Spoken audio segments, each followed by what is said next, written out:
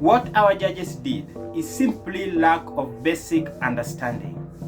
The law is meant to serve us, but not to condemn us. They forgot the law is processed by common sense-based intellectuals who sit down, apply knowledge and wisdom, coming with law intent to lead us towards stability and prosperity as a nation. Constitution is always left open and flexible for change. Why? Because it is made with intention to improve our lives, but not to undermine us. That's why every day Parliament comes with statutes, courts with common law, because the state of Kenya and her interest 10 years ago is not the same as the state of Kenya and her interest today.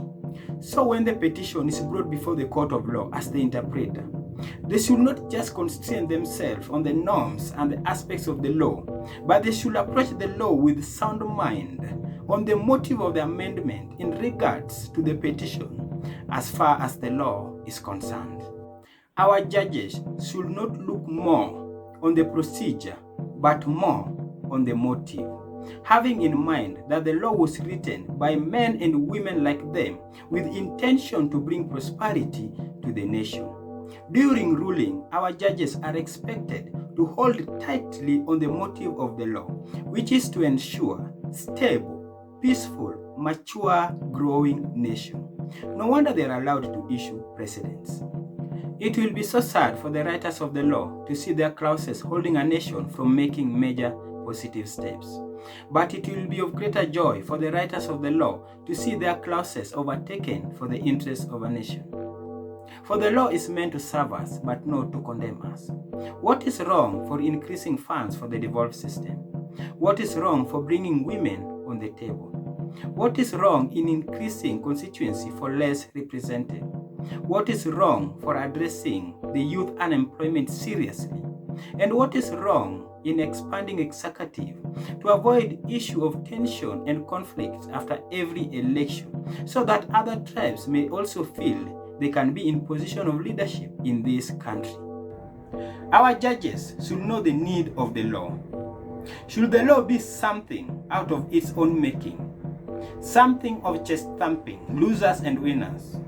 Or should it be something that makes our nation dreams and visions a reality? Jesus' disciples were plucking and eating grains. Then the Pharisees asked Jesus why his disciples were doing something unlawful on the Sabbath. Then Jesus said, "Did you not read how David, when he was hungry, took the bread meant for priests and shared it with the people he was with, something unlawful for non-priests?" At some point also they asked Jesus why he performed miracles on the Sabbath day.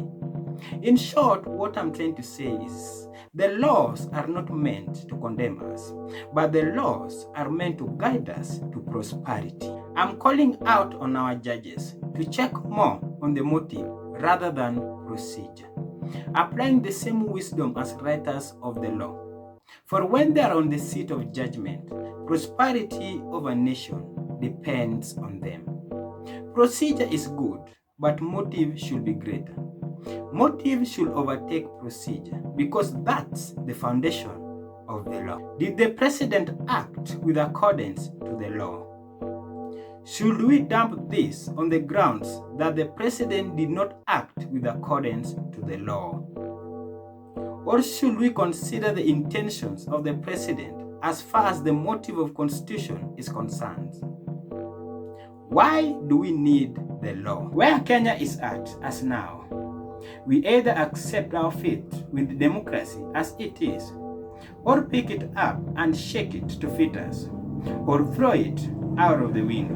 When you see the law becomes an hindrance of what is important and beneficial to you, be careful not to boast of the law taking course, because whoever or whatever blocks your growth is your enemy. The law working for us or the law being against us depends totally on the interpreters of the law. And don't forget what the scripture says. God looks on the motive. God looks on one's heart. Thank you, I'm Bernard Henga. Till next time, stay connected.